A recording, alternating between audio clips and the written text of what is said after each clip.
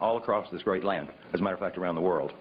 You've heard a number of speakers in the past that have enlightened you on a variety of subjects. The one tonight, this is very apropos that it be Halloween. This is probably the worst story you've ever heard. I spent a great deal of time trying to not want to believe this. But unfortunately, the evidences that support not only Cathy OBrien's story, and the other evidences that Senator John DeCamp from the Nebraska cover-up, Franklin cover-up as it's known, support what you're going to be hearing tonight. In addition to that, there has been a tremendous amount of information that has surfaced over the past, really, 3 years that has come from people who have been on the front lines. Not only therapists, but we have got generals and colonels from all branches of the military and members of intelligence that have provided us with literally tons of documentation, not only supporting Cathy's story, but thousands of others just like her. Cathy OBrien is not unique. I wish she were, because if she were, I would not be in front of you right tonight, because it would mean that this problem went no further. Unfortunately, that is not the case. What has happened to Cathy OBrien is happening all around the world, and it's happening in daycare centers, it's happening in homes, and not homes of Appalachian people who lack or lack any education or any written language skills, who have been practicing incest for years. This is happening as a result of a very coordinated effort that has come out of the intelligence communities, again, from around the world.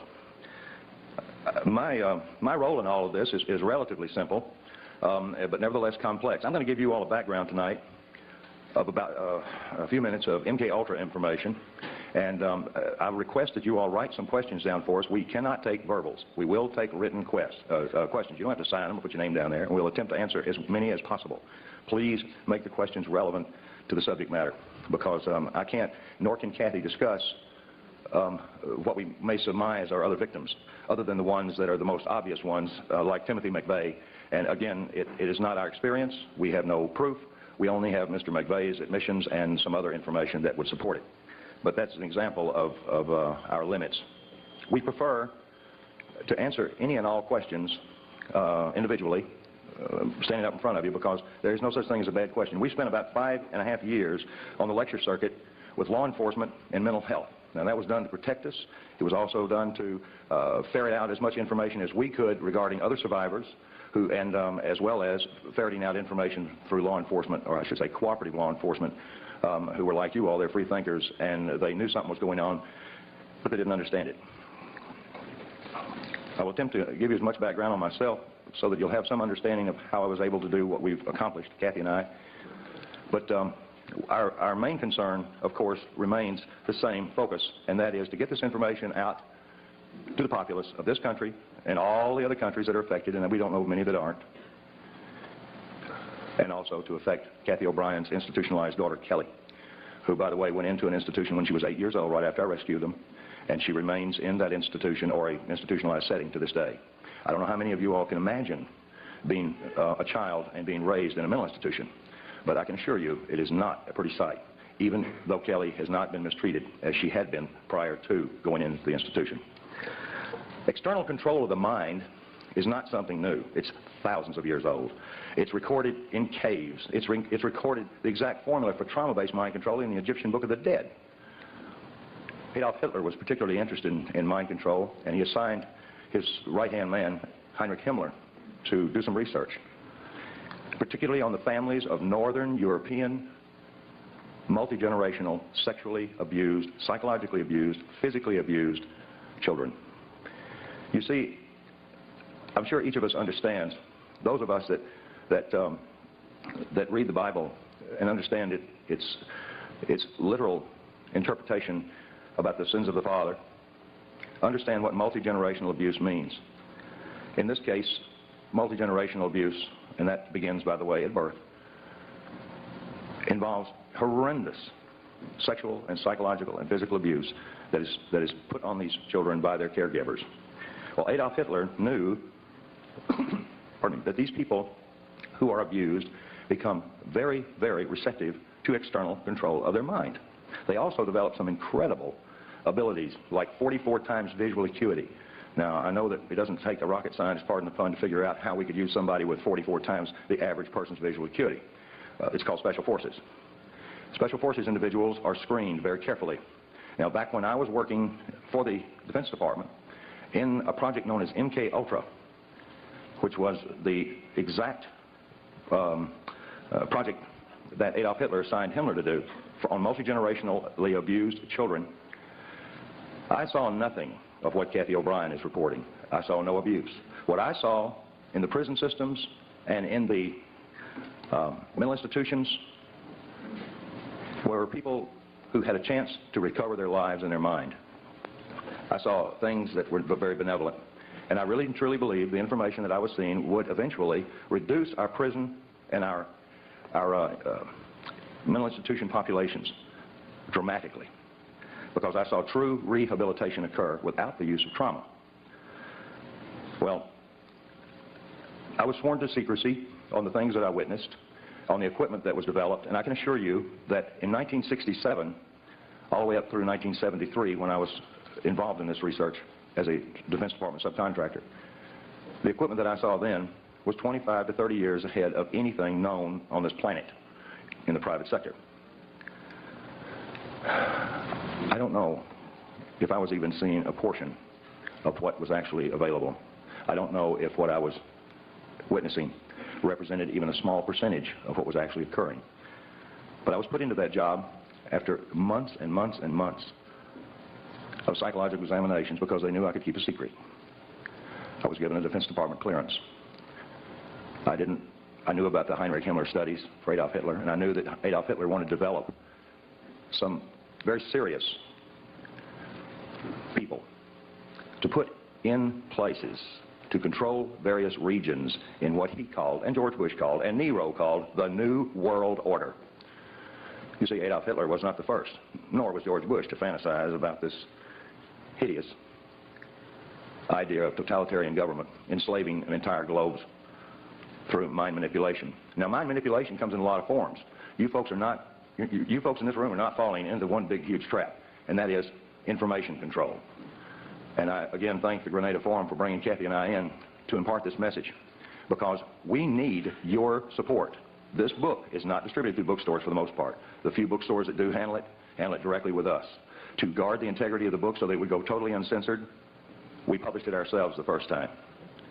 We now have an opportunity before us because many of the people Cathy has mentioned in the book have been indicted for a variety of reasons, or are facing indictments, or have fled their respective countries, or stepped down from power.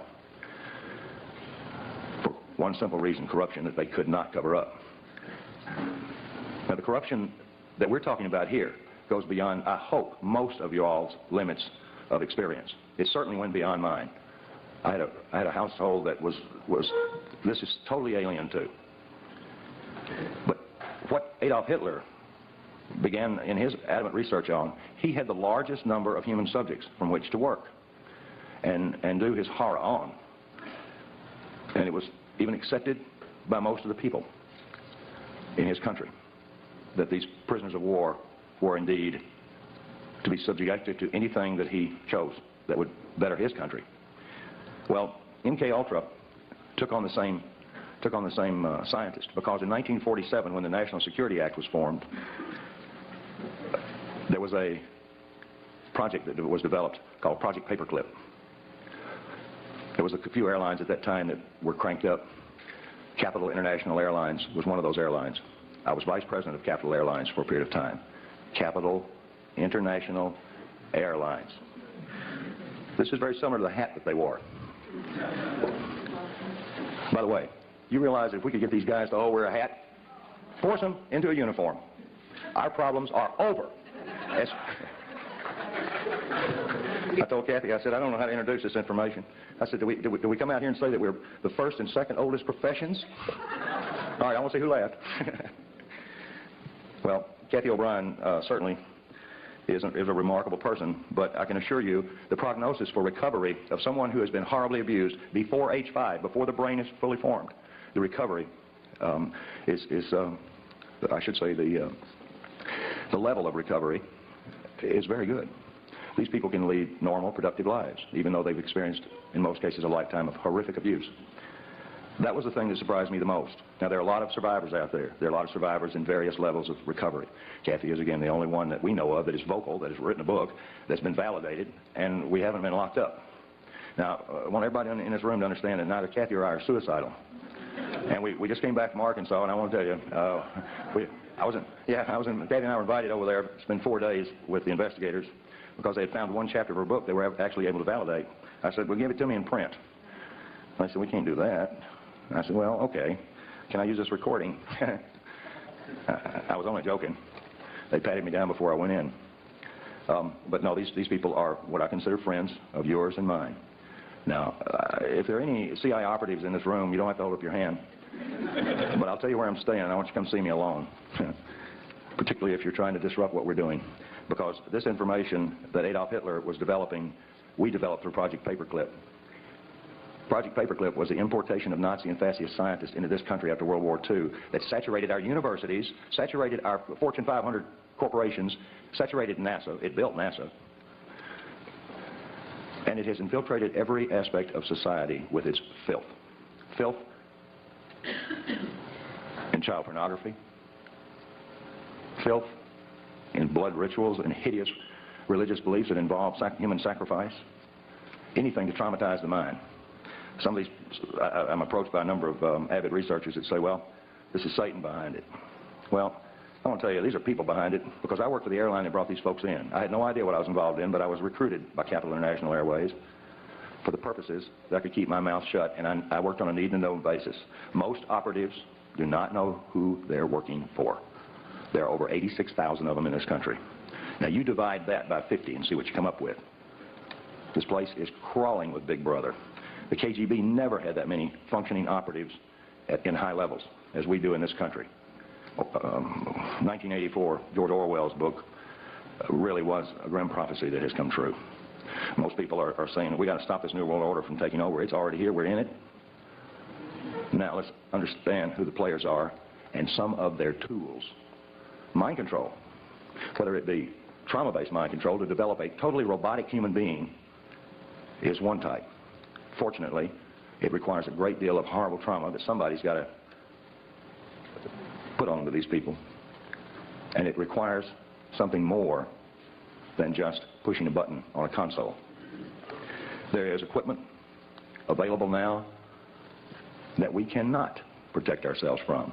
And the amazing part about this equipment is it's available to everyone in this room.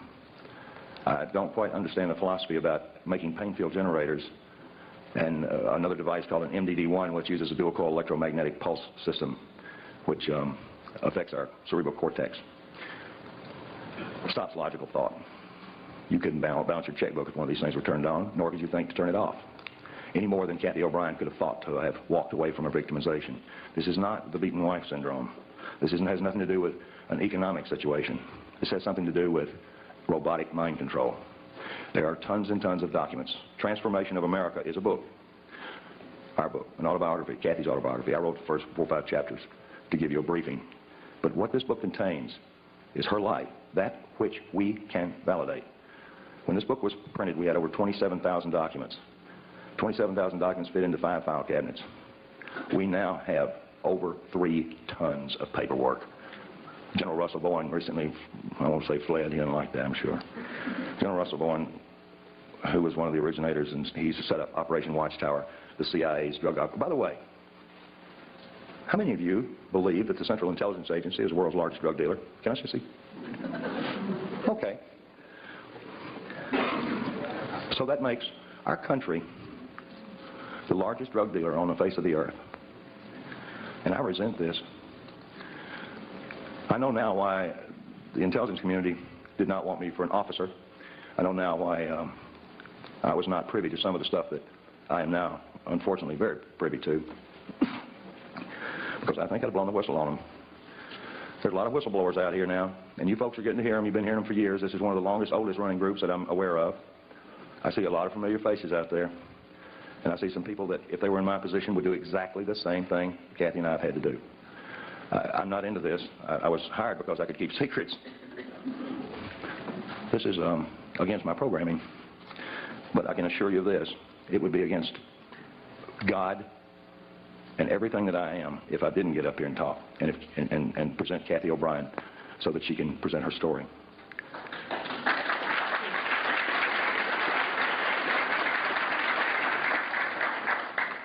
Cathy and I are really humbled by the number of people that we see that would have done the same thing. And people come up and say, oh man, we really appreciate what you're doing. I said, well, thank you. And I appreciate hearing that. I even appreciate people when they say, this is hard to believe. I'm going to look at this book and I'm going to look at these documents. I tell them, please, please, please do this. Look in the back of our book and you'll get a thumbnail sketch of some books that you can get that are written by doctors, intelligence officers, and a number of other concerned professionals who present the elements of what Cathy experienced. In 1977, the 95th U.S. Congress had met because this is good news, because I wouldn't have 1 ounce of credibility up here as far as MK Ultra goes if this didn't come out, and I couldn't even tell you the code name. But in 1977, the 95th U.S. Congress met to address an issue that a Dr. Ewing Cameron, the founder of the American Psychiatric Association, the APA, the lobby group in Washington that controls what doctors do for our heads when we run into trouble. APA, I mean, psychiatry is the youngest of all the healing arts, and it is the most primitive of them all because, yes, and I'm sure there's psychiatrists, maybe psychiatrists in this room, after that clapping, I'm sure they won't hold their hands up, but I know there are therapists in here. I've seen 2 already. These therapists know exactly what I'm talking about because the information that they're provided by their lobby has been carefully screened. Information on rehabilitating victims of mind control is not only scarce, but it's required some incredible efforts by some brave individuals who wound up getting sued because they could not violate the civil rights of the individual that they were actually treating. The situation with Cathy and I was very different. I wasn't a doctor. I wasn't a psychiatrist. I had no insurance or practice or license to protect. So I kept Cathy from reading newspapers. You see, when I rescued her on February the 8th, 1988, she didn't know her name, how old she was, or where she'd been. I'd seen this with people involved in espionage, and I immediately thought that Cathy had been an information courier, even though she was dressed like a prostitute, walked like a prostitute, and talked like somebody that was leading a Christian choir somewhere. And it was such a conflict, I couldn't quite grasp this contrast until I was given a great deal of information from some people involved in intelligence in this country and abroad. I was fed a treatment modality that ultimately would lead to putting Cathy OBrien free again for the second time in her life. The first time was when she was born, and it stopped right there. Cathy OBrien had been a victim of the most horrendous abuse system known to man. The type of mind control, again, that Adolf Hitler thought that he could use on certain individuals, putting them in positions of extraordinary power and having invisible strings, master puppeteer, to their minds and what they said. I don't know if we have politicians like that now or not, because it seems like you don't have to put them under mind control. They'll do anything that corrupt members of Congress persuade them to do. I've known several corrupt congressmen that didn't have to be blackmailed with sex, that didn't have to be enticed with money or drugs. They just simply were corrupt. You see, a sociopath is a very outgoing individual. Leaders. Yeah, leaders. Yeah. Unfortunately, sociopaths have no conscience, no expression of soul. They do not relate to anyone else's pain, except it gives them pleasure. MK Ultra was designed and had many, many sub-projects for developing the perfect soldier, the perfect espionage agent, things that I was told that would cover an area of our national security that no soldier and no diplomat could possibly cover. No one told me that we would use them as drug mules and prostitutes. No one told me that we were using them for breeders so that children could be provided, sheiks, world leaders. No one told me that we were using them for money laundering operations. When I rescued Cathy and her daughter, the information about this is in the book. It took me a year to put Cathy back together, literally, with a whole lot of help and a whole lot of love. Other therapists don't have that latitude. They can't love their patients. They can't keep them away from telephones. They can't keep them away from newspapers and TVs. And they wind up getting contaminated because they're highly suggestible. They see an ad for fried chicken, they can smell it. Now, I dreamed as an ad man to be able to produce ads like that. I worked real hard just to get somebody to go, nice ad. But nobody ever drooled on any pages that I ever put out. And I used I used a form of neurolinguistics. Those of you who do not know about NLP should learn. Tony Robbins is an advocate of NLP, and he teaches. As a matter of fact, he taught George Bush and he taught Bill Clinton. And there's nothing wrong with Tony Robbins. He's not a bad guy. He's a smart businessman. And any smart businessman these days knows the value of neurolinguistics, or the language of the unconscious. I always call it the language of the subconscious, and I'm getting outvoted by all the mental health people. They're saying, that's not right. Unconscious. Well, to me, it's the subconscious. But the language of the subconscious provided me the codes, keys, and triggers to unlock all the rest of the doors in Cathy's mind that pertain specifically to her abuse. It gave me information like bank account numbers first.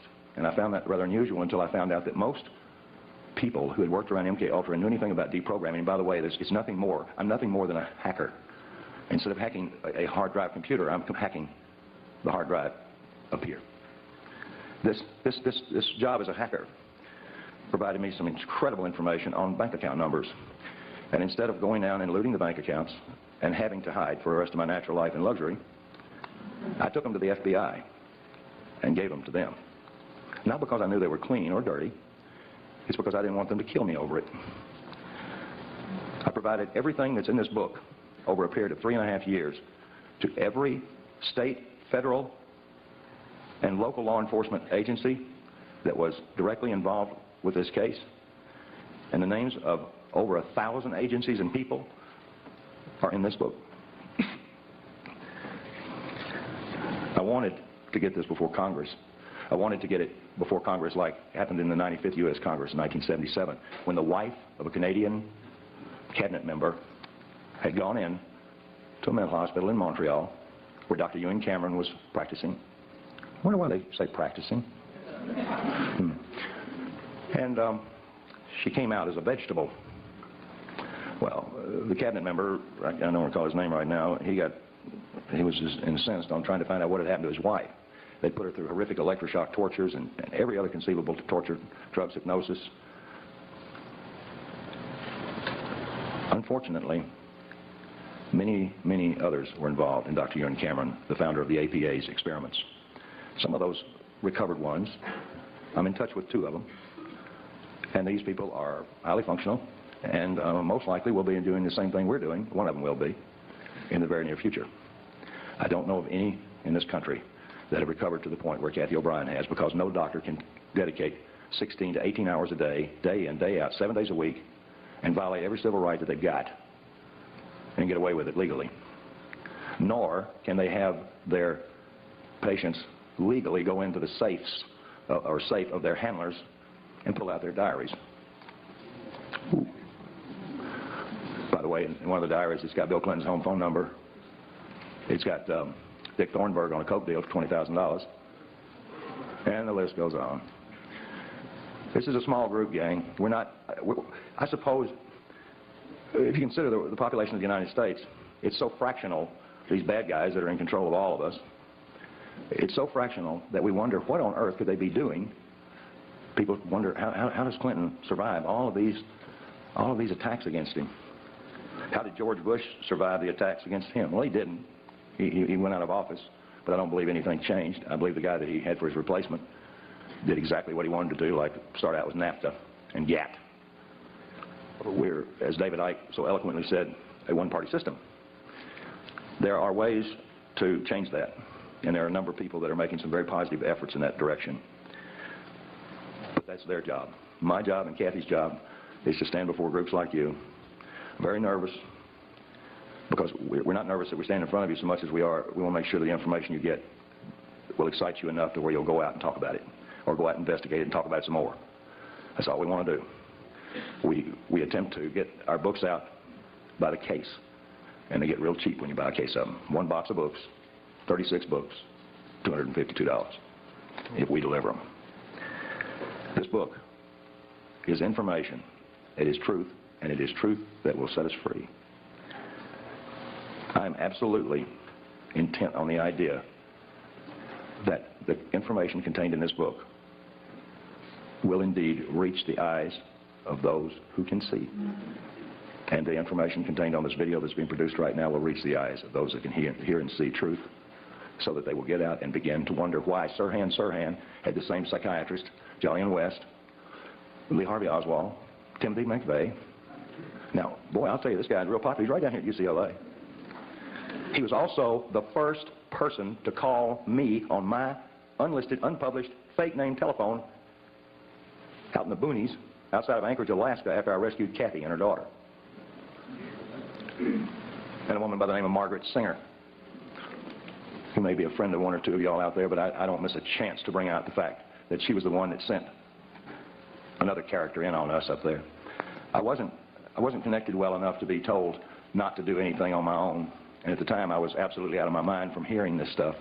I was suffering from what is known as post-traumatic stress disorder. I was shell-shocked after hearing what Cathy and Kelly were showing me, and then I was showing this information to members of the intelligence community and members of U.S. Customs and other branches of federal law enforcement who validated it for me. Thank you.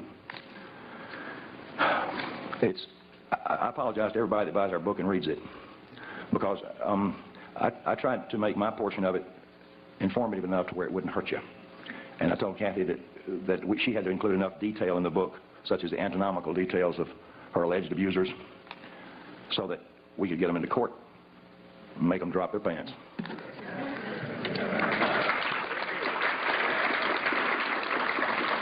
That kind of leads me into the presenter for the second oldest profession, first oldest profession. I'll get to that same reverse. Now, who was first? Well, I don't know. It's a long debate in the intelligence community whether prostitutes or spies came first and second. I don't know. Ladies first. Okay. That's a good one. At this point, I'd like to present Cathy OBrien, the person who rescued my spirituality. Wasn't a bad guy, but I needed that extra push, and I'm mighty proud to have been with her for over 8 years now.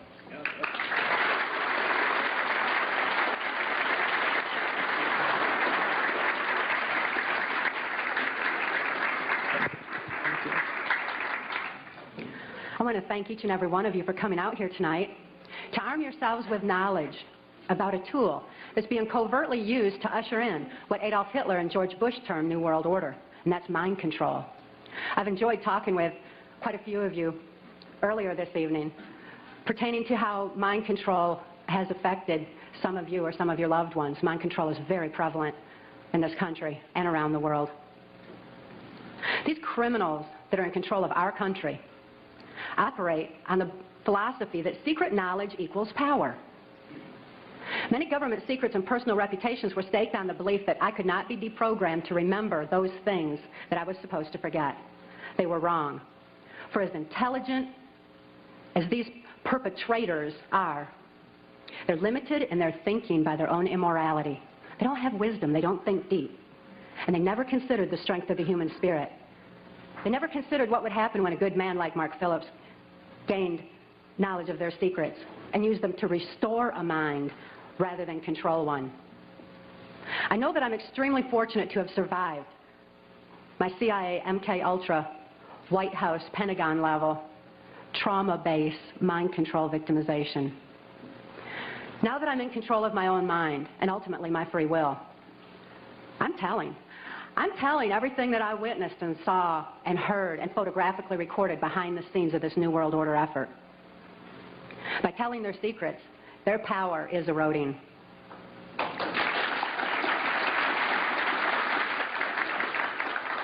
I also speak out to give voice to the many, many mind control victims and survivors out there who can't think to speak out and tell what they know and what they've endured. I speak out for the sake of my daughter, Kelly, who's now 16 years old and is a political prisoner in the custody of the state of Tennessee, where she's being denied any rehabilitation due to the political affluence of her abusers. She's counting on Mark and I to get this word out on her behalf. For Kelly's sake and for your sake, Mark and I have gone to great lengths to document the facts and the truths that are listed in our book, Transformation of America. Transformation of America is self-published, uncensored, so that you can have the facts that you have a right to know and a need to know.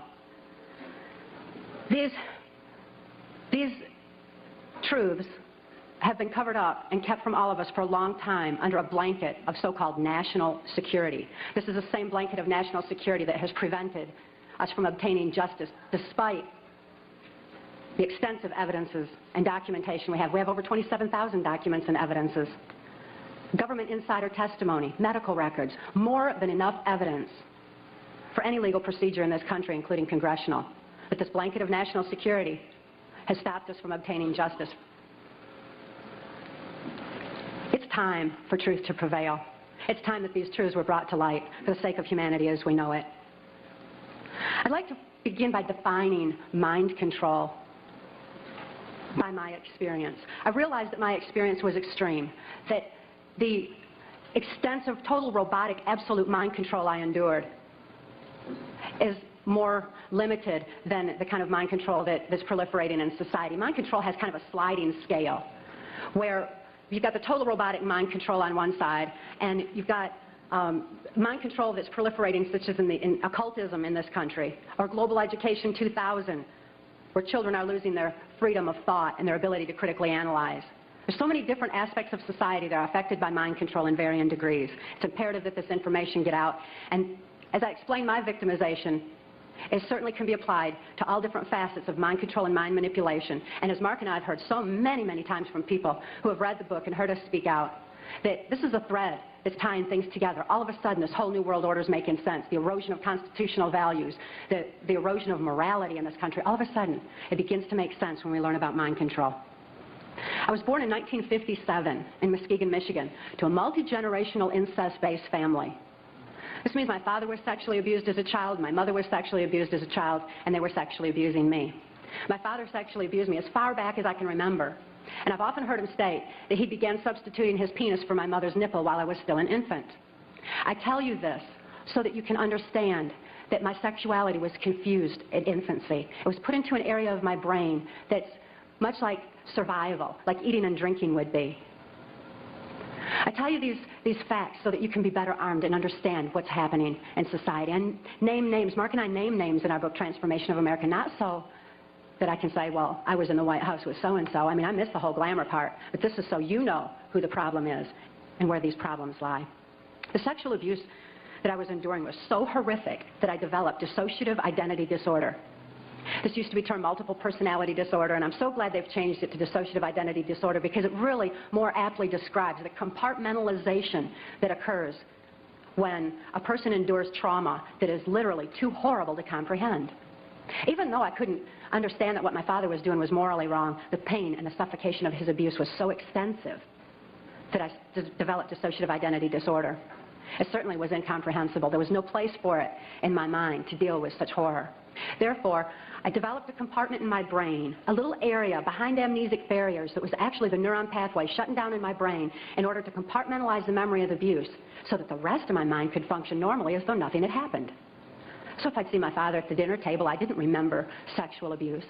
But as soon as he unzipped his pants, the part of me, that part in my brain that knew how to deal with that horrific abuse, the neuron pathways actually physically opened up so that that part of my mind could deal with my father again and again and again as needed. I certainly had a lot of experiences within that compartment that dealt with my father's abuse. But I didn't have a full range of perceptions. I had a very limited perception, a very limited view. Therefore, I'm so glad it's not termed personality anymore. I developed another compartment in my brain to deal with my mother's abuse. Her abuse was primarily psychological. She suffered from dissociative identity disorder herself, and I don't hold her accountable for her actions the way that I do my father, who is fully aware of what he was doing. My mother, in spite of her inability to control herself, destroyed any remnants of self-esteem that I might have developed. And her abuse was so horrific that I developed another compartment in my brain just to deal with my mother. I developed another compartment to deal with the child pornography that my father was subjecting me to. He was earning his living as a worm digger on a 6th grade education and supplemented the family income with child pornography that was being distributed through the local Michigan mafia pornography ring. At that time, there's a criminal faction of our government that was interested in targeting children such as myself for mind control, because this compartmentalization of memory was something that they deemed ideal for keeping government secrets. After all, if I couldn't think to remember, how could I tell about it? Additionally, people who suffer from dissociative identity disorder develop a photographic memory behind those amnesic barriers because the brain has a defense mechanism that when trauma occurs, it photographically records events surrounding trauma. And an example of this would be that many of you who are old enough to remember, when John F. Kennedy was assassinated, most people know exactly where they were and what they were doing because this was an event that traumatized the nation. And this exemplifies how the mind photographically records events surrounding trauma. So behind these amnesic barriers, I had a photographic memory, which the government deemed ideal for programming. That way I could deliver messages to and from government leaders, or in my case, also drug lords, who were involved in funding the black budget and funding the New World Order controls. They're interested in programming me so that I would deliver the messages verbatim. When I delivered messages, I delivered exactly what I was told, using the voice inflections of my abusers, with no conscious comprehension of what I was even saying. It was just a tape recorder just parroting out exactly what I'd been told. Another aspect that the government was interested in is that as a dissociative identity disordered person, I had no concept of time because I was going from compartment to compartment of my brain with no memory of what had happened before. Therefore, I had no ability to even keep track of time, and a concept of it was just absolutely impossible. And it also makes for, if I didn't know what I was doing earlier, I wouldn't know to be tired while I was overdoing something else. Therefore, a person who suffered from dissociative identity disorder had extensive physical endurance, just superhuman strength and ability to keep going and going and going and going. Dissociative identity disorder persons also develop 44 times visual acuity. Very often that's why you see them wide-eyed with the whites around their eyes, because they're actually taking in more of their surroundings than the average person. 44 times more detail than the average person sees. That certainly makes them perfect marksmen for mercenary operations or for intelligence in different areas that the government was interested in developing mind control. I was a chosen one or a prime candidate for mind control because of the sexual abuse that I had endured. My sexuality had been enhanced. Therefore, I was used as a sex slave and also delivered messages to and from these government leaders.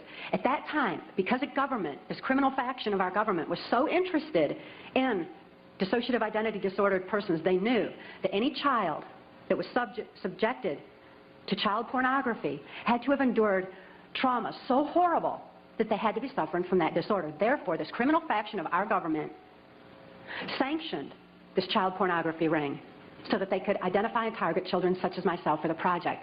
At that time, the politician, the local Michigan mafia politician, the politician who was protecting this Michigan mafia pornography ring is a guy named Gerald Ford.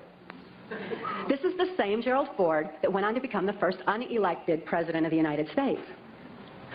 Gerald Ford, I never perceived his political affluence. I only perceived him as another abuser like my father, because Gerald Ford also sexually abused me as a child and sexually abused me right on through my mind control victimization until Mark rescued my daughter Kelly and I in 1988. Gerald Ford is not a pedophile per se. He's what I refer to as trisexual. He'll try anything. Any age, anybody, anytime, anywhere, just as long as he had control. Because he had a perversion of power, in addition to his interest in mind control. Therefore, it was Gerald Ford who came out to our house and explained to my father how to raise me in the project according to government specifications. My father had been caught sending this child pornography through the U.S. mails, and therefore he was approached and told that if he sold me into that project, that he would gain immunity from prosecution. My father remains free from prosecution to date for so-called reasons of national security. My father thought it was just absolutely wonderful and immediately sold me into the project. He felt like the government condoned child abuse. So did I. I certainly felt like the government did. And my father went on to have 5 more children to raise in the project, so there were 7 of us in all. The rest are still awaiting freedom. Once my father agreed to sell me into the project, I was taken routinely to Mackinac Island, Michigan, which is a political retreat where the Michigan governor's mansion is located. It was a bohemian grove of sorts where politicians met and discussed New World Order controls, where they discussed mind control of the masses, mind control in the school systems, how to use occultism as a trauma base. One of my sexual abusers at that time was the Prime Minister of Canada, Pierre Trudeau. Pierre Trudeau is a professed Jesuit. Now, the Jesuits are an intelligence arm of the Catholic Vatican. There's a criminal faction within these Jesuits. I'm certainly not saying all Catholics are bad, nor am I saying all CIA is bad or all politicians. There's good and bad in everything. But nevertheless, Pierre Trudeau represented this criminal faction of the Catholic Church, of the Jesuits, who believed in mind control of the masses because they wanted to be the one world church in the New World Order. The money that was being brought in through the church was funding New World Order controls. And he firmly believed in mind control. Another sexual abuser of mine was then Michigan Senator and later U.S. Congressman Guy Vanderjagt. This is the same Guy Vanderjagt that went on to head the Republican National Committee that put George Bush into the office of president. It was at Mackinac Island, Michigan, when I was 13 years old, that I was dedicated to the senator who would become my owner in this mind control project. That's U.S. Senator Robert C. Byrd. Senator Byrd is a Democrat from West Virginia. And again, as you'll notice as I reveal any names, that this doesn't have anything to do with party lines. Democrats and Republicans both are involved because it's not about party lines, it's about who's for the New World Order and who's not. Nevertheless, Senator Byrd had been in office as I've been alive. He's still in office to date. He's been head of our Senate Appropriations Committee, which means he held the purse strings of our country. He decided where money would be spent. And I know from having witnessed and experienced and saw so much behind the scenes that Senator Byrd was appropriating money in directions that would allow for New World Order controls. Not only that, but my father, for having sold me into this project, was granted a lucrative military contract for making camshafts for military automobiles and all. My father became extremely wealthy on his 6th grade education. Senator Byrd,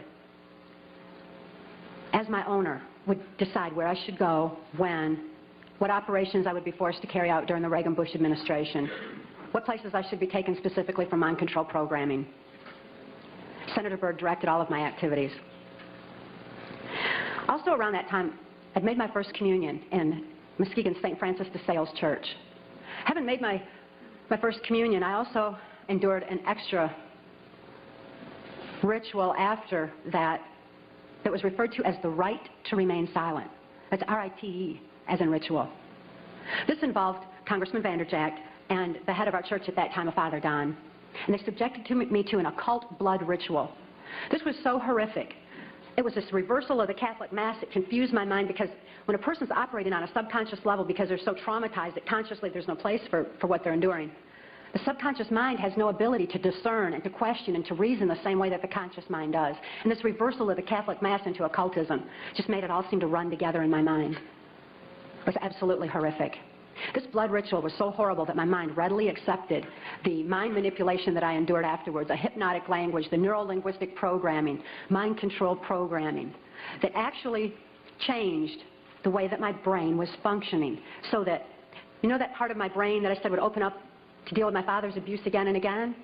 They changed that so that they decided when, where, and how that particular compartment of my brain would be opened and accessed. And they replaced the triggering mechanism with hypnotic codes, keys, and triggers, hand signals. There's also phone tones that can also open those neuron pathways and give access to the compartmentalized memory as well. They replaced that at that time. And this was with this right to remain silent. I also had a silence in my head after that, because up until that time, I heard, it was just my own voice, but I heard my voice arguing back and forth with all these different perceptions and from the different compartments in order that I could formulate some kind of a decision about things. I remember before the right to remain silent that I had some free thoughts of my own, and I had hoped for a place in the world where people didn't abuse each other. I'd hoped to have 10 children that I knew would be at least 10 children in this world that weren't abused. I'd hoped for those things, but with the right to remain silent, I lost my capacity, my ability for free will thinking.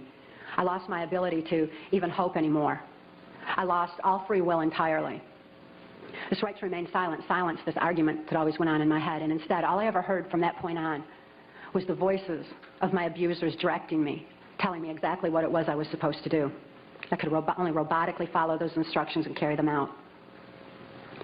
By the time I was ready for high school, Senator Byrd ordered that I be sent to Muskegon Catholic Central High School. At that time, there was an enormous emergence of information. The Catholics had long since learned the effects of trauma on the human mind.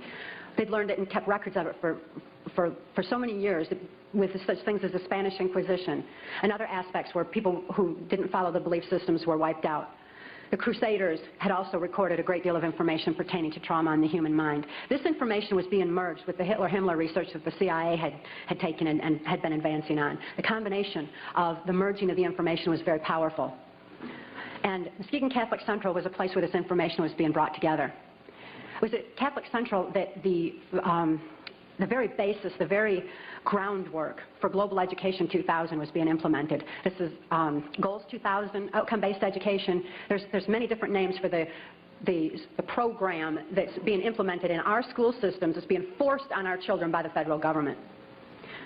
Global Education 2000 was designed to increase our children's learning capacity while decreasing their ability to critically analyze. That way they would just readily accept whatever they were told without any question and just take all the information in.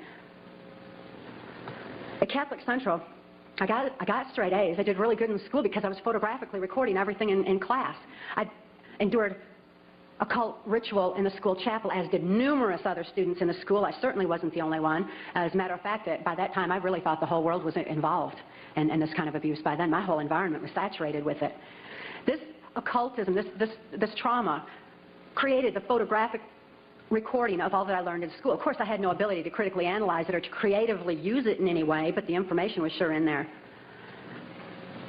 It was while I was at Catholic Central that Gerald Ford went into the office of president. I had been conditioned by that time to believe that I had no place to run and no place to hide. This is a phrase that's used to lock in mind control victims of varying levels. There's no place to run, no place to hide, we're watching you. I certainly felt like I had no place to run and no place to hide. Who would I turn to? I couldn't turn to my parents. I couldn't turn to my church. Couldn't turn to my school. Couldn't turn to the local politicians. And now I couldn't even turn to the President of the United States.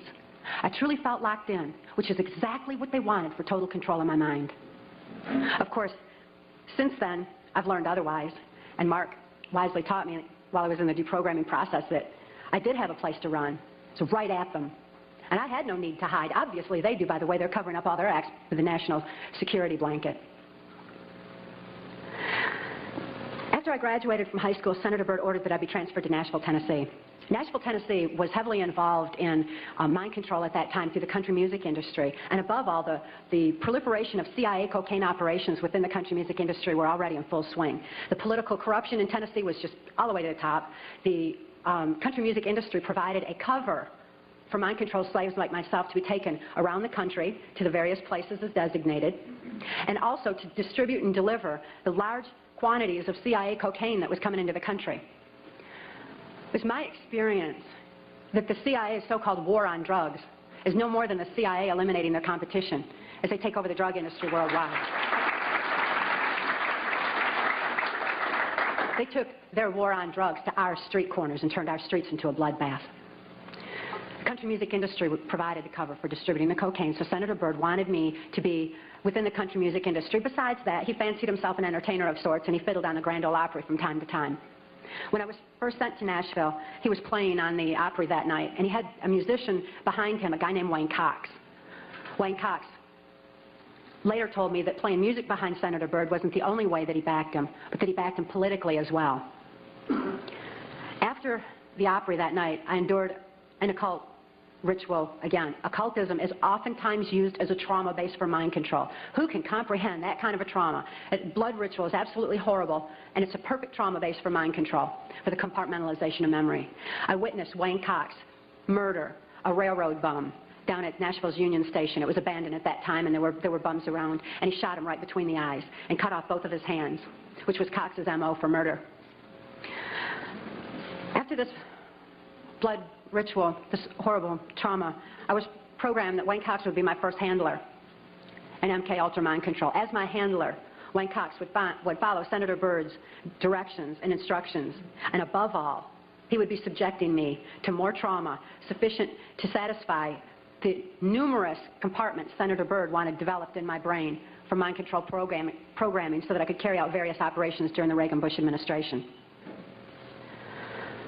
I endured numerous occult rituals after that. Wayne Cox at that time was working directly under the direction of Louisiana Senator J. Bennett Johnston, and he took me to his hometown in Chatham, Louisiana. J. Bennett Johnston at that time was heavily involved in mind control operations because he was running a band of mercenaries out of Louisiana. At that time, this band of mercenaries were going in and out of South America. There was a lot of arms deals going on. There was, and most importantly, when the airplanes would fly these guys down to South America, they would come back full of cocaine, which was being distributed on our streets. Wayne Cox was triggering these mercenaries into operation by showing them a severed hand from another one of his victims, which re-traumatized them into the occult ritual that they had already endured and accessed a specific compartment of their brain. And he told them that J. Bennett Johnston wanted them to give him a hand and carry out a certain operation. He would then give the instructions and the guys would follow him through. So J. Bennett Johnston was heavily involved. At that time, it was 1978, and it was determined that I had endured sufficient trauma to carry out my first trial run operation. An enormous quantity of cocaine had been flown in on one of these operations, and I was to deliver it into the neighboring state of Arkansas. By that time, Bill Clinton's drug operation was in full swing. He was governor of Arkansas, and I delivered this cocaine to a remote airport in Ouachita Forest, which I've since identified as Mena Airport. I also delivered a little packet of information and a small quantity of cocaine, a personal stash from J. Bennett Johnston, to Bill Clinton. I delivered it to Bill Clinton, and he cut out 2 lines of the coke, and he did inhale.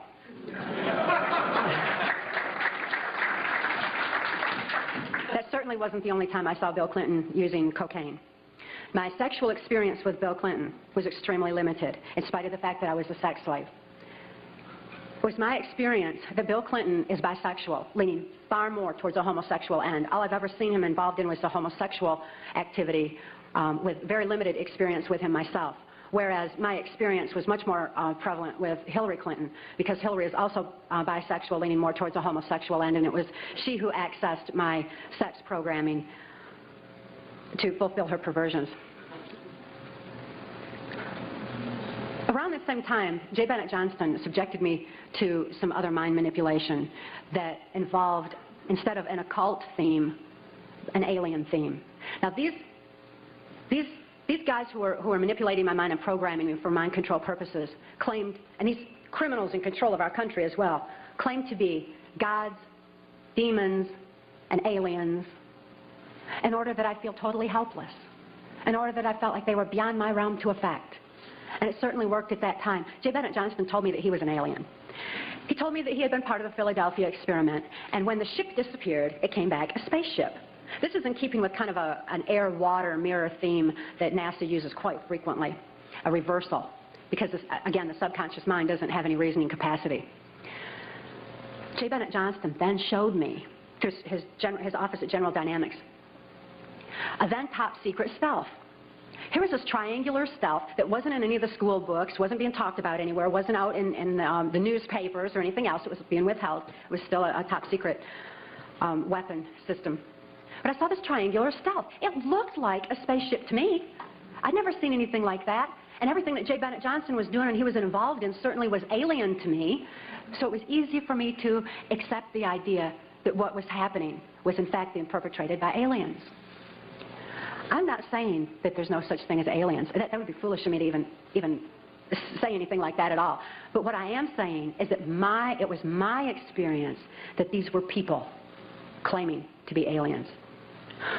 If there's a reality out there pertaining to any alien influence, we need to sort out the government misinformation and disinformation and mind manipulation techniques that they're using. I know for a fact that the plan is to make all of us feel totally helpless, that what's happening is beyond our realm to affect because we've been taken over by aliens, that our Independence Day is dawning. So beware of that. Understand that those criminals have been keeping information and technology from us under their blanket of national security. They are 25 years ahead of us at least, technologically. Can you imagine what they've got now? 25 years ahead? What's happened that you're aware of in the last 25 years? Microwave ovens, we've got computerization, and they've had access to all of that to continue their own advancements. They're way ahead. So when they say, it's aliens, and they show us some incredible technology, don't fall into the trap of feeling totally helpless, that this is beyond our realm to affect. Superstition begins where knowledge leaves off. And they have been keeping knowledge from us for a long time. People have all kinds of belief systems, and I'm sure each and every one of you has various and different belief systems as well. Regardless of what your belief system is, it is imperative that you know that these criminals are people. They are within our realm to affect. They need to be held accountable for their actions and their crimes against humanity.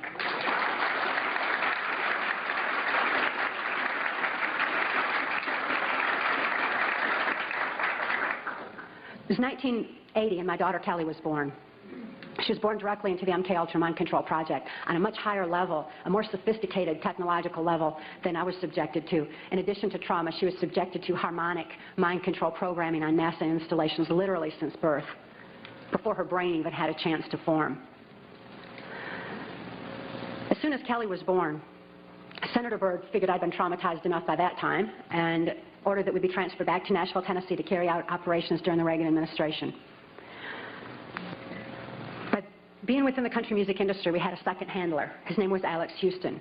Alex Houston is a ventriloquist, stage hypnotist in the country music industry. Above all, he carries out criminal covert CIA operations that fund the black budget, and this certainly included bringing in large quantities of cocaine and distributing them through the United States, Canada.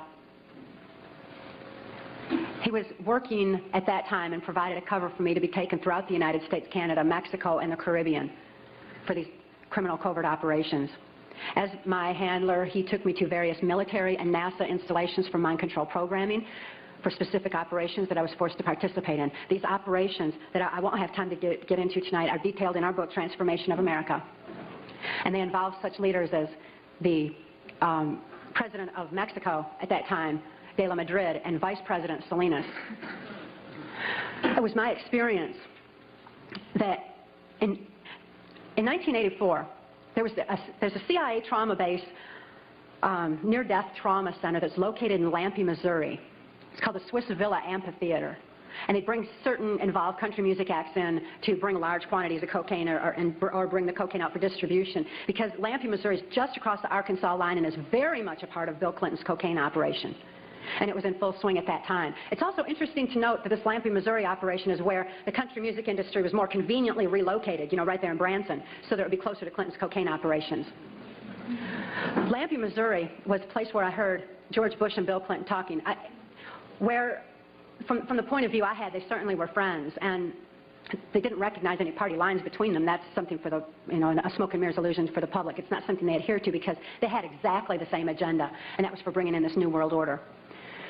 I heard George Bush talking at that time. He was talking to Bill Clinton, and I've since photographically recorded it and wrote it verbatim in our book, that when the American people became disillusioned with Republicans leading them into the new world order, that Bill Clinton, as a Democrat, was going to be put into the office of president. This was decided in 1984. Actually, I'd heard about it even prior to that. But that, as of 1984, they were already discussing it as an absolute fact. It was also discussed in the groundwork for NAFTA that by the time George Bush went into the office of president, that Salinas was going to become president of Mexico, and they together would be bringing in the NAFTA, which was the beginning of New World Order controls.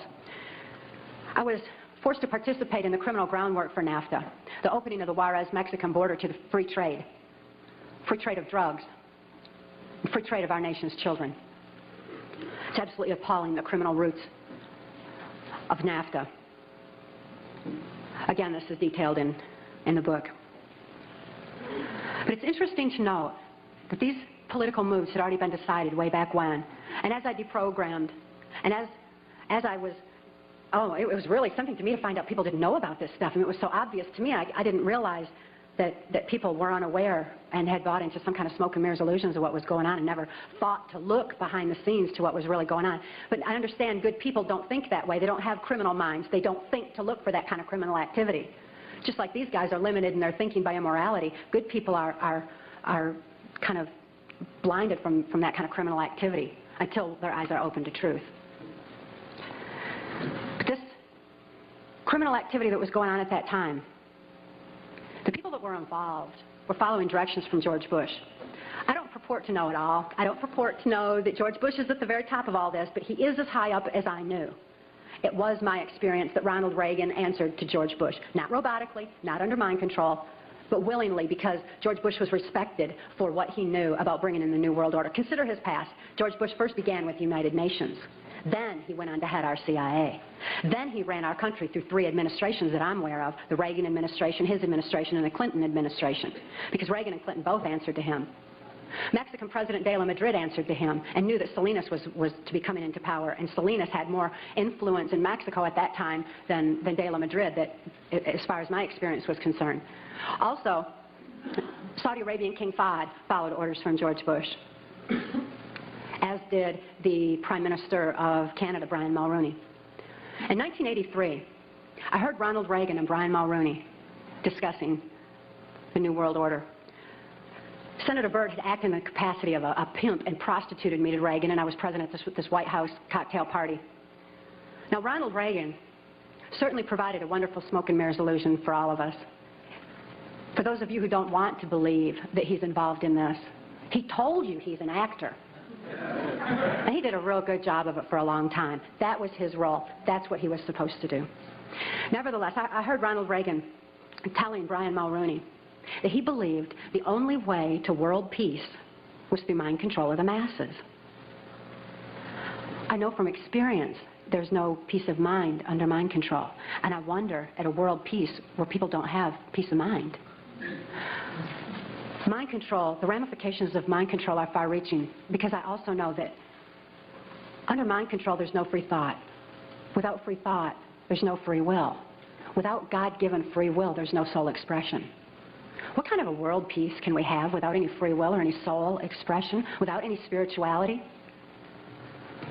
Mind control needs to be exposed in order that people maintain their freedom of thought, in order that people maintain their free will and have that spiritual expression, because of spirituality, when people have soul and spirituality, they're going to be acting in a capacity of love anyway.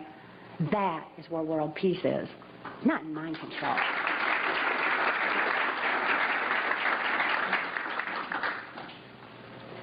By 1988, I'd been forced to participate in numerous operations against my will, all of which I certainly would never have done.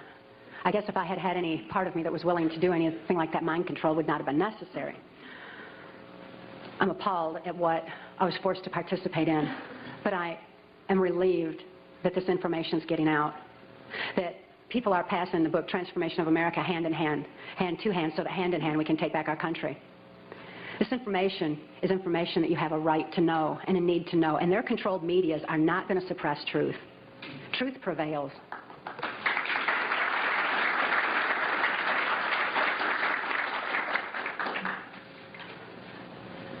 In 1988, Mark rescued my daughter Kelly and I.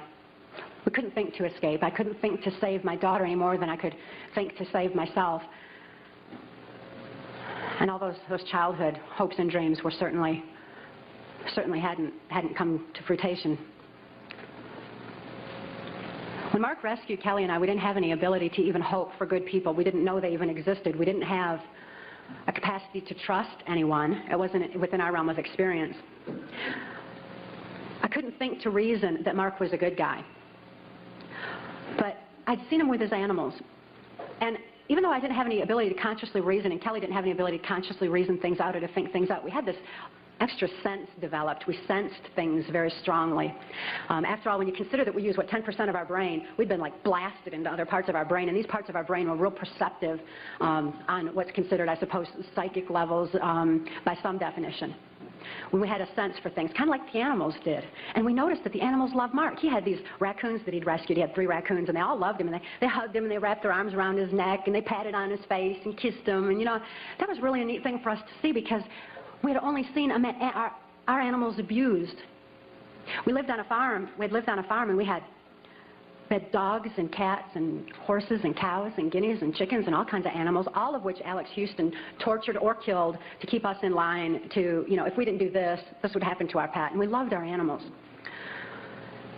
Please bear this in mind, that people who abuse children oftentimes abuse animals. If you see someone abusing an animal, keep your eyes open, look further, make sure those kids are safe. I've never seen an exception to this rule. Not that there's not one out there somewhere, but I've never seen an exception to it. So it was very telling to us that these animals loved Mark. Additionally, when he came in and rescued us, I mean, here we were under the gun of the CIA. Everything was very precarious, to say the least. I was 30 years old. I was supposed to be killed, as most mind-controlled slaves are at the age of 30. Besides, I was considered too old for sex by that time, so I was supposed to be wiped out. But Mark came in and rescued me from certain death and rescued my daughter from a fate much worse than death, and took the time to rescue our animals. He packed up all those cows and horses and guineas and chickens and loaded them up on these different trailers and everything and brought them to safety as well. This had a profound impact on Kelly and I. We certainly developed an ability to trust right there and then. Mark took us to the safety and serenity of Alaska. Since we were safe for the first time in our lives, experiencing love for the first time in our lives, memories of our past began flashing on our mind's screen.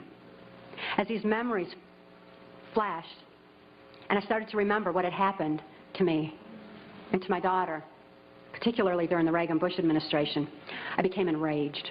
I was enraged at what my daughter had been through, the tortures I'd endured, and what the plan was for humanity as a whole. I'd have been blinded by that rage, immobilized by that rage, if it weren't for Mark's wisdom in telling me that the best revenge is total recovery. Because through total recovery, by photographically recording all those events, I could expose these people for exactly what they are, for what their plans are, for what I witnessed behind the New World Order. Be able to get help for my daughter, who was in desperate need of help at that particular time. So I began writing out my memories. By writing out my memories, I used a different part of my brain than verbalizing. It bypasses emotion. Bypassing emotion was very necessary for logically making the incomprehensible comprehensible, for understanding and grasping what had happened to us and what could be done with that information. Kelly was not so fortunate.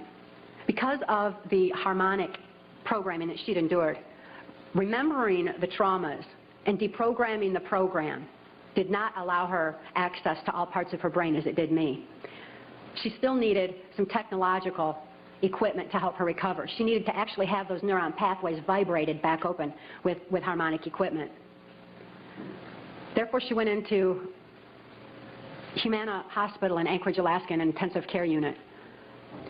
She suffered horribly at that time and responded only to some psychological intervention and not to any conventional medications. Kelly was actually suffering respiratory failure because mind control has advanced to the point where they know the ins and outs of the brain and the mind so well that they know how to program not only the subconscious but to go into the primitive mind, the very area of our mind where blinking, breathing, and circulatory, heartbeat, all that is regulated. And they could go in there and put death programs in place. In my daughter's case, it was respiratory failure, so that in the event that she ever had cause to remember, which they never expected could happen, but in espionage, that can happen. We've heard of that, where the brainwashing, where they have the memory access. So they wouldn't have to take the old cyanide pill anymore like they used to, like spies used to. Instead, they would just simply go into respiratory failure, circulatory failure, and no information would be released at all. There was no chance of the information getting out that way. Since my daughter was being raised to be, was genetically and mind control being brought up to be in espionage, she had that program in place and it went into effect. Because of the medical attention that she needed, she became quickly thrust into the illegal and immoral custody of the state of Tennessee, where she remains today. The violations of laws and rights that proliferated in her so-called legal case were extensive. We had one clean district attorney that went in and told the judge that he was violating constitutional rights and human rights in my daughter's case, and cited law after law after law, and the judge interrupted him and said, but laws do not apply in this case for reasons of national security. This certainly raises a question. What does national security have to do with a documented, validated, and proven rape and molestation of a child's mind and body?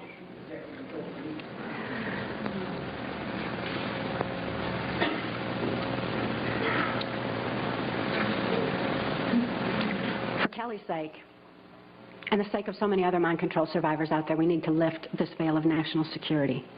We need to repeal the 1947 National Security Act.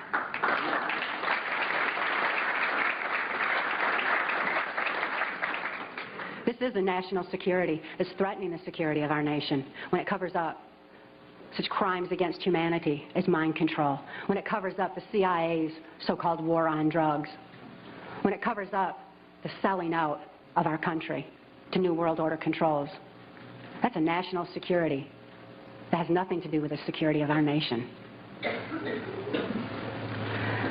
This national security has kept information pertaining to mind control for all of you for far too long. We've got to get this information out. We've got to arm others with knowledge on mind control, because knowledge is our only defense against mind control.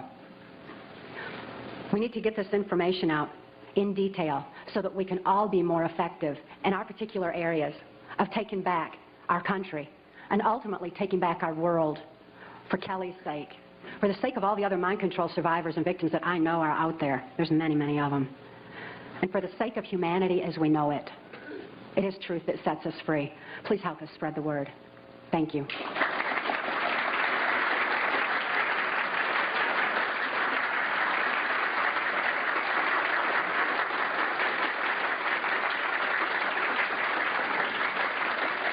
Thank you all.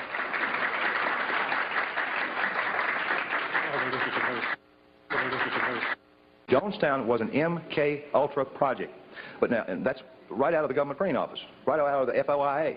You can get this information just like I did, and you can look in the book, and you will see government headings from the Freedom of Information Act government printing office of various investigations done by Congress, the 93rd Congress, the 95th Congress, and so on and so forth. And if you go to your library and access those under those headings, you will come up with this information. But let me give you a little information about Jonestown.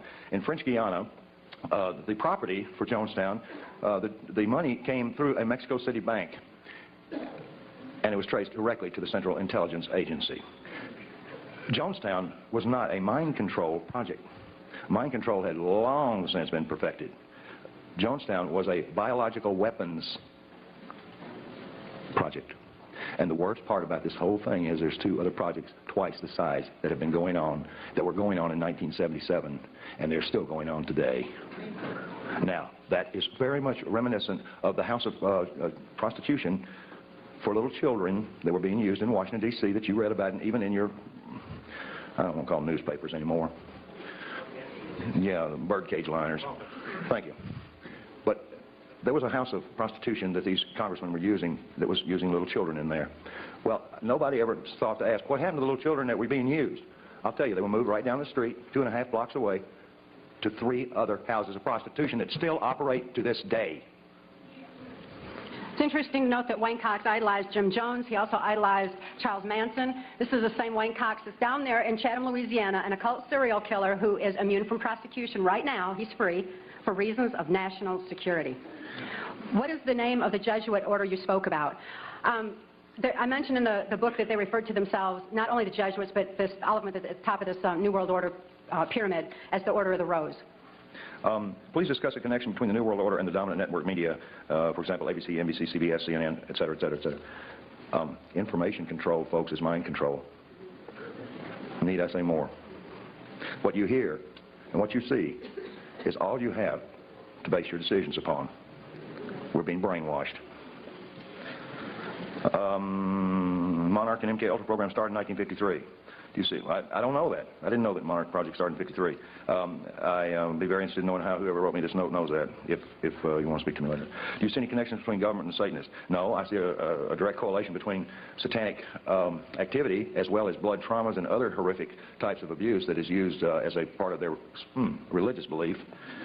But I don't downplay the subject of Satanism. It's just that when you say aliens did it, demons did it, I can't do anything about a demon. I can't do anything about an alien. I can do something about a human being that says they're a demon and says they're an alien.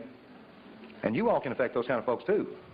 But I don't know of any way to go after a demon. And I don't know any way to go after an alien. And I'm not saying there's not aliens, and I'm not saying there's not demons. But I want to tell you all something.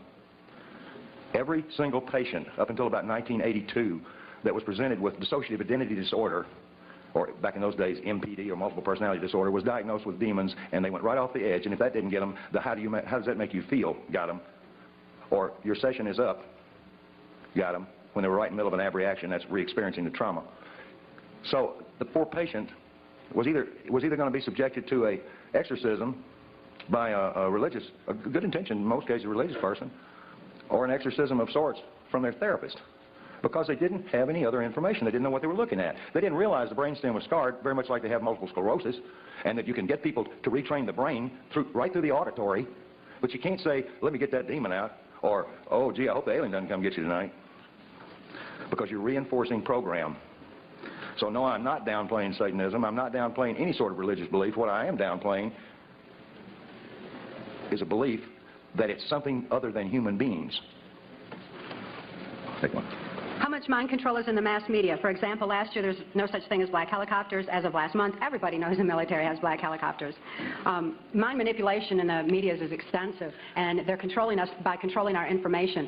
The same way that they're controlling children through the information that they're being fed in the school system. To answer another question, yes, it is in our school systems now.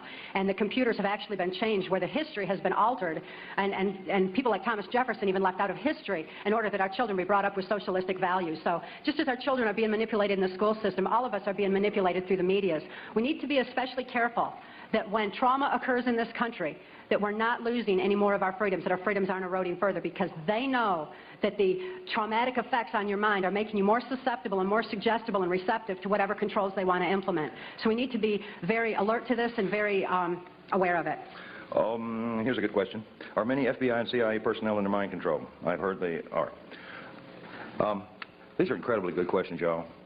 And I'm going to answer this question the best way I know how. I don't personally know anybody under mind control working for the CIA or the FBI. I know a lot of them that are under information control. I do know this, that the CIA and the FBI recruits Mormons with favoritism who have just come off of their mission. Thank you. Now, these gentlemen are very receptive to taking orders. They are highly suggestible, and they are ones who I know are being manipulated. There is a disproportionate number of Mormons in both the FBI and the CIA. I do not find that to be an indictment of the Mormons. Matter of fact, we'll be in Salt Lake City speaking on the 13th of November, addressing a number of concerned Mormons because of this very subject. Staying in the religious aspect here, what do you think of Linda Blood's book, The New Satanists? Could you talk about Michael Aquino and his M.O.? Yes, absolutely. Michael Aquino is a primary mind control programmer of mine. Linda Blood is...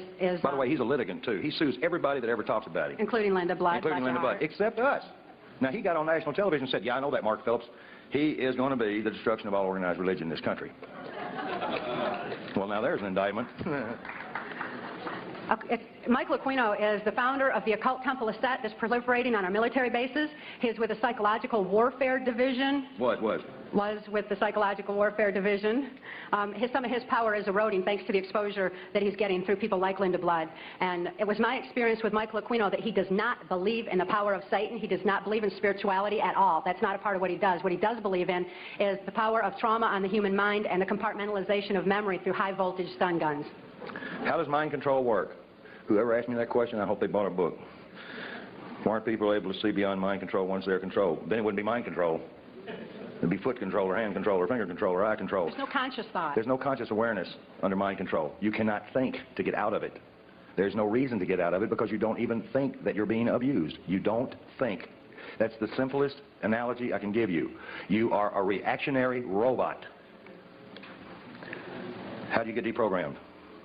With love, well, a lot of patience. The modality for doing that is in our book. It's a 15-step one, and no therapist can legally do it. I can, and I'm not doing it anymore. How come the powers that be haven't killed either of you? Two reasons. How many people in here believe in God? All right. Those that have your hand up know half of the reason.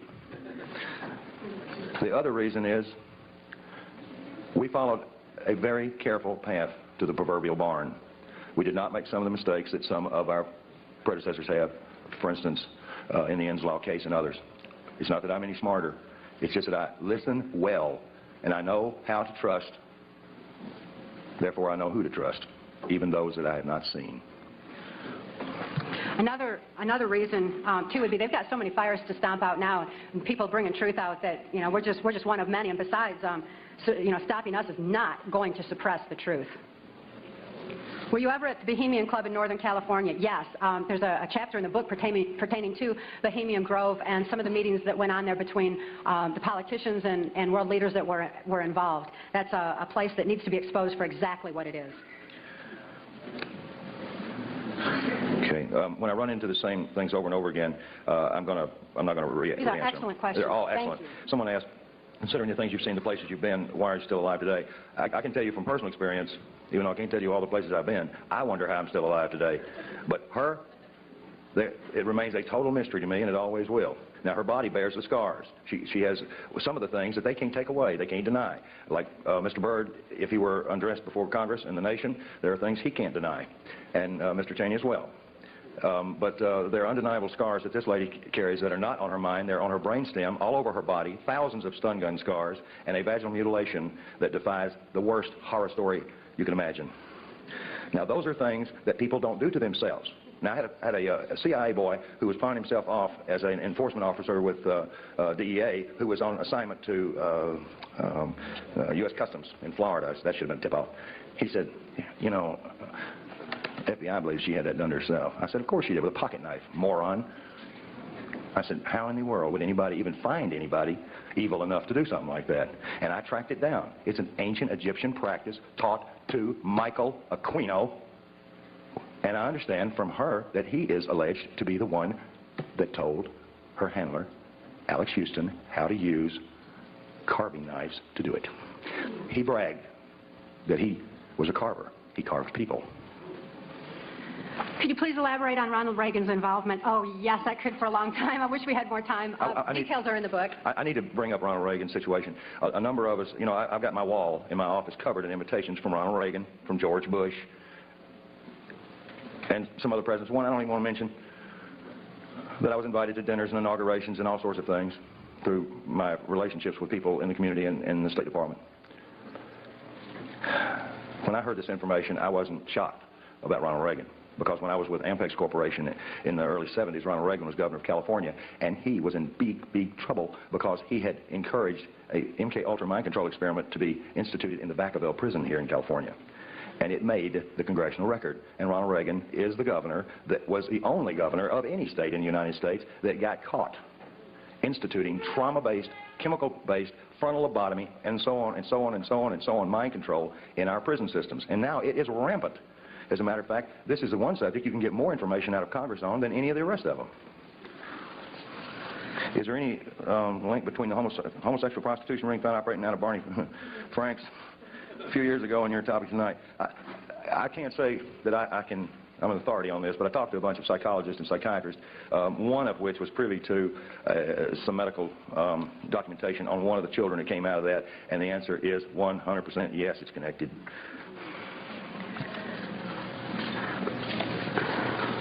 How does remote viewing being done by various former military men such as Major Ed Daines and Courtney Brown compare with your mind control? It's all under the guise of MK Ultra. Remote viewing, anything. I was part of the Duke studies in 1967 and 68, working with the paranormal. Most of the people I saw were of, at that time, Soviet origin. As a matter of fact, I didn't know we had a Cold War going on. I really didn't. I mean, there was a huge exchange of information. I was constantly sitting down at the table with KGB agents. And they were identified as such and handed me cards. Cards. KGB handing out cards. I couldn't even understand. The first time somebody handed me a card, I said, well, this is the end of me. He said, do you have a card? Who was Kelly's father? That's this several times. Wayne Cox was Kelly's father. He was her father because genetically they wanted her to have the capacity to be able to kill because she was being brought up in espionage for those kind of purposes. But it's interesting to note, and I think David Icke, a dear friend of ours, stated it eloquently, that just as knowledge is neither good nor bad, it depends who has control of it. By that same token, genetics, for as powerful of an influence they are not stronger than the human spirit. Kelly's soul is just so beautiful, and her loving capacity is enormous, and the love that she operates from is extensive. And she wants this information out for humanity's sake. So in spite of the genetics of who Kelly's father is, she's absolutely a beautiful, beautiful child. How did you get the number of operatives in this country? I don't know. Who didn't ask me that question? Who did it? I got the answer to that three ways. There's a catalog company called Budapest out of Washington that's a catalog of spy books, and ours will soon be in it, hopefully.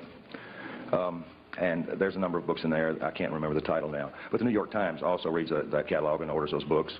They're done by Stockwell and every other name you can imagine, and Philip Agee. And Philip Agee, I don't have a lot of respect for at all, except for one thing. George Bush stood up on national television and said he hated him more than any man on earth. I just couldn't help but love the guy. You say in your book that mind control slaves were permitted any drug except marijuana. Why? It's an excellent question. The effects of marijuana on the brain are not conducive to mind control. It doesn't mean you can't be traumatized and put under mind control. It just means it screws up the programming. Because it actually opens neuron pathways in the brain. It expands thought. I'm not going to stand here and speak pro-marijuana because... No, because somebody be putting it in my car and popping me for it. But I am anti-marijuana because we see all these ads on TV and everything, and even Dole and Clinton in their campaigns are saying, what Dole said, guns, violence, and marijuana, you know, as if it's so violent, because it is not conducive to mind control. They want it off the streets more than they want their drugs, like cocaine, off the street. Marijuana is especially targeted. I don't promote the use of marijuana as a Band-Aid for mind control because, again, knowledge is our only defense against it. Tell us about the congressmen and women who are helping you. Yeah, right. I'll tell you one, Bob Clement. I grew up with him. Matter of fact, when his father was governor, I used to go up with him, and I remember I was highly traumatized by something I saw at the governor's mansion, which I'm not going to tell on Bob, because we didn't have anything to do with him. But there are we've got a number of clean congressmen and congresswomen that are helping us from behind the scenes. That's part of that 50% equation that we're still here. The information that we released to every member in Congress at the same time, and I had 4 congressmen, one in particular, hand-carrying every one of these packets to the respective congresswoman or congressman. That took a lot of effort on their behalf and a lot of nerve, since at that time I did not have all that information validated, but they had received information from members of the Justice Department and from U.S. Customs that Cathy OBrien was a valid case, and that they were able to validate more than half of what was in that packet. George Bush was handed a packet, and George Bush, he's nasty with me. He said I threatened his life, which is farther saying the truth, because the congressman that delivered it happened to have been a lawyer, as most of them are, unfortunately. And he had read the stuff, and they were trying every way on earth to indict me for everything you can imagine. But the bottom line was, this particular congressman said that he'd wear a sandwich sign before the news media, if that was going to be the case. So the FBI and the Justice Department just humiliated me, made me come in and get my fingerprints. I said, you guys got my fingerprints more times than a criminal. I said, I work for the community. I work for the Defense Department. I said, well, I don't get it. You just need a fresh picture? Why don't you see my mother? Pay special attention to those members of Congress who believe that you have a right to information. There's an ongoing effort right now to repeal the 1947 National Security Act because they know that you need this information.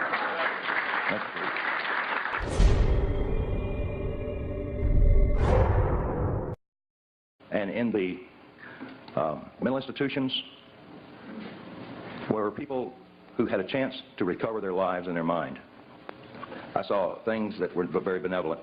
And I really and truly believe the information that I was seeing would eventually reduce our prison and our mental institution populations dramatically, because I saw true rehabilitation occur without the use of trauma.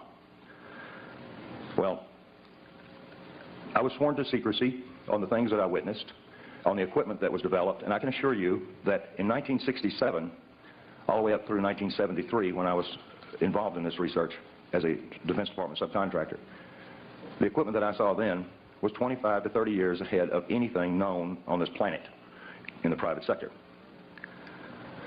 I don't know if I was even seeing a portion of what was actually available.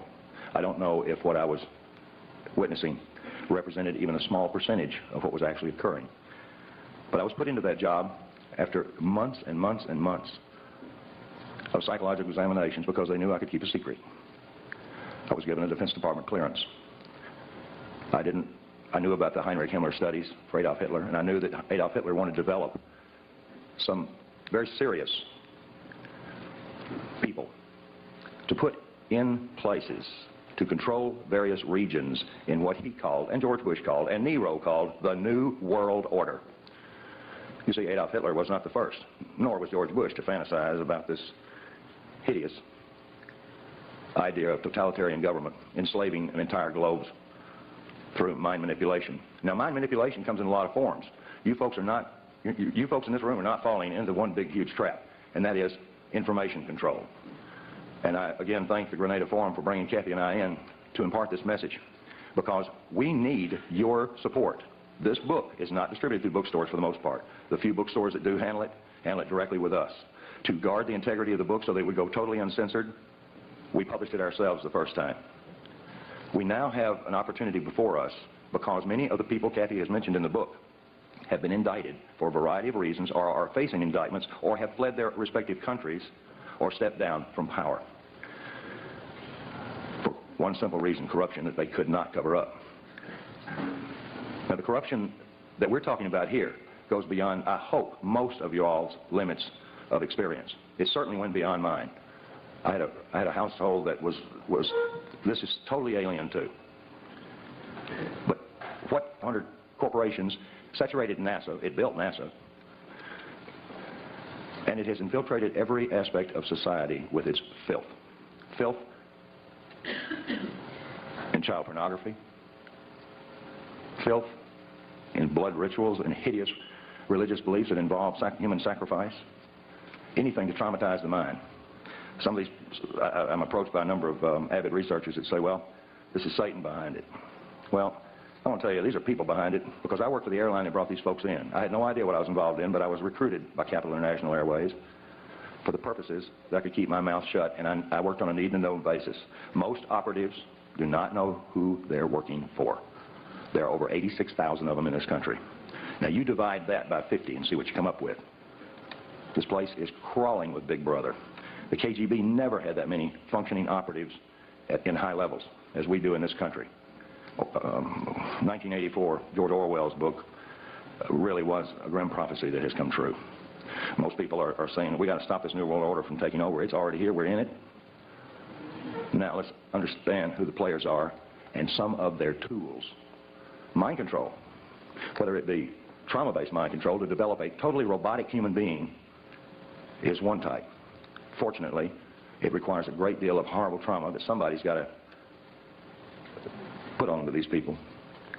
And it requires something more than just pushing a button on a console. There is equipment available now that we cannot protect ourselves from. And the amazing part about this equipment is it's available to everyone in this room.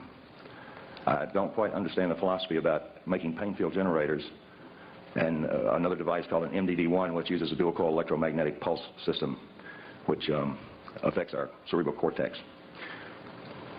Stops logical thought. You couldn't bounce your checkbook if one of these things were turned on, nor could you think to turn it off. Any more than Cathy OBrien could have thought to have walked away from her victimization. This is not the beaten wife syndrome. This has nothing to do with an economic situation. This has something to do with robotic mind control. There are tons and tons of documents. Transformation of America is a book. Our book, an autobiography, Cathy's autobiography. I wrote the first 4 or 5 chapters to give you a briefing. But what this book contains is her life, that which we can validate. When this book was printed, we had over 27,000 documents. 27,000 documents fit into 5 file cabinets. We now have over 3 tons of paperwork. General Russell Bowen recently, I won't say fled, he didn't like that, I'm sure. As well as ferreting out information through law enforcement, or I should say cooperative law enforcement, who were like you all, they're free thinkers, and they knew something was going on, but they didn't understand it. I will attempt to give you as much background on myself so that you'll have some understanding of how I was able to do what we've accomplished, Cathy and I. But our main concern, of course, remains the same focus, and that is to get this information out to the populace of this country and all the other countries that are affected, and we don't know many that aren't, and also to affect Cathy OBrien's institutionalized daughter, Kelly, who, by the way, went into an institution when she was 8 years old, right after I rescued them, and she remains in that institution or an institutionalized setting to this day. I don't know how many of you all can imagine being a child and being raised in a mental institution, but I can assure you it is not a pretty sight, even though Kelly has not been mistreated as she had been prior to going into the institution. External control of the mind is not something new. It's thousands of years old. It's recorded in caves. It's recorded the exact formula for trauma-based mind control in the Egyptian Book of the Dead. Adolf Hitler was particularly interested in mind control, and he assigned his right-hand man, Heinrich Himmler, to do some research, particularly on the families of Northern European, multi-generational, sexually abused, psychologically abused, physically abused children.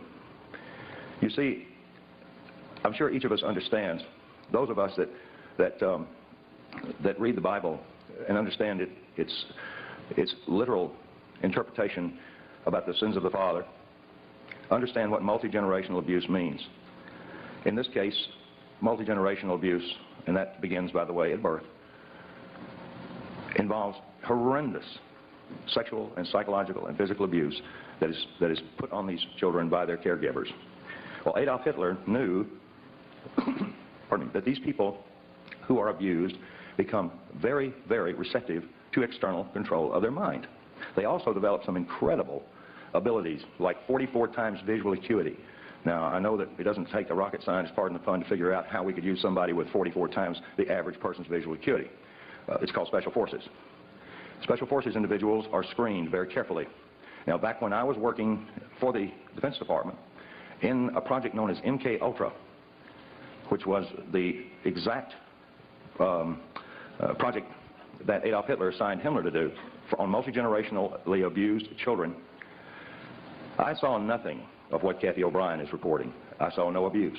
What I saw in the prison systems all across this great land, as a matter of fact around the world.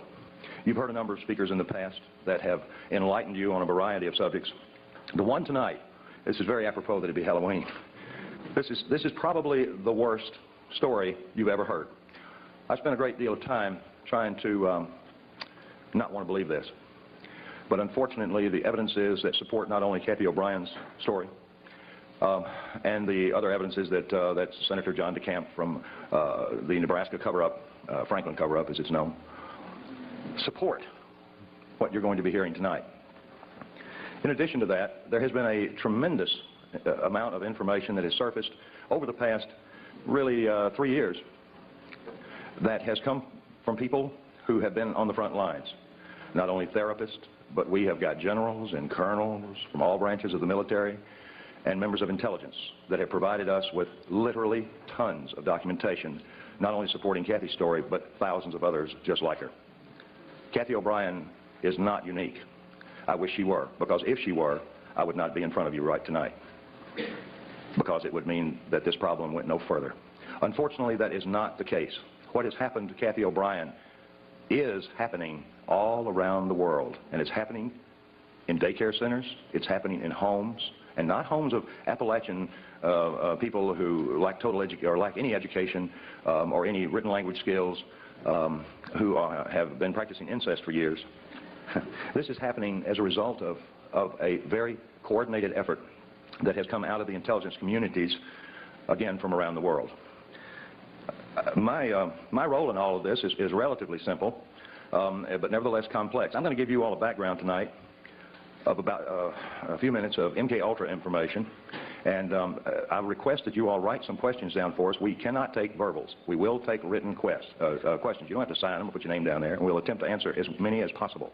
Please make the questions relevant to the subject matter, because I can't, nor can Cathy, discuss what we may surmise are other victims, other than the ones that are the most obvious ones, like Timothy McVeigh.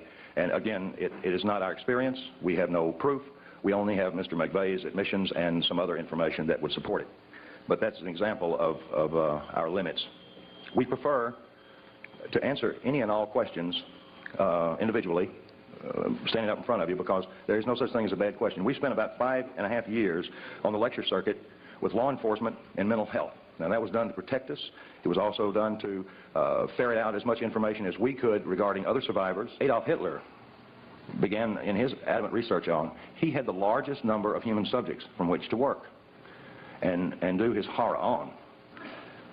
And it was even accepted by most of the people in his country that these prisoners of war were indeed to be subjected to anything that he chose that would better his country. Well, MK Ultra took on the same scientist, because in 1947, when the National Security Act was formed, there was a project that was developed called Project Paperclip. There was a few airlines at that time that were cranked up. Capital International Airlines was one of those airlines. I was vice president of Capital Airlines for a period of time. Capital International Airlines. This is very similar to the hat that they wore.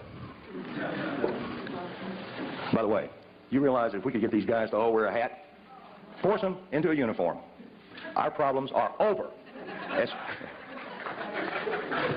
I told Cathy, I said, I don't know how to introduce this information. I said, do we come out here and say that we're the first and second oldest professions? All right, I want to see who laughed. Well, Cathy OBrien certainly is a remarkable person, but I can assure you the prognosis for recovery of someone who has been horribly abused before age 5, before the brain is fully formed, the recovery I should say the level of recovery is very good. These people can lead normal, productive lives, even though they've experienced, in most cases, a lifetime of horrific abuse. That was the thing that surprised me the most. Now, there are a lot of survivors out there. There are a lot of survivors in various levels of recovery. Cathy is, again, the only one that we know of that is vocal, that has written a book, that's been validated, and we haven't been locked up. Now, I want everybody in this room to understand that neither Cathy or I are suicidal. And we just came back from Arkansas, and I want to tell you, Cathy and I were invited over there to spend 4 days with the investigators because they had found one chapter of her book they were actually able to validate. I said, well, give it to me in print. And they said, we can't do that. And I said, well, okay. Can I use this recording? I was only joking. They patted me down before I went in. But no, these people are what I consider friends of yours and mine. Now, if there are any CIA operatives in this room, you don't have to hold up your hand. But I'll tell you where I'm staying, and I want you to come see me alone. Particularly if you're trying to disrupt what we're doing. Because this information that Adolf Hitler was developing, we developed through Project Paperclip.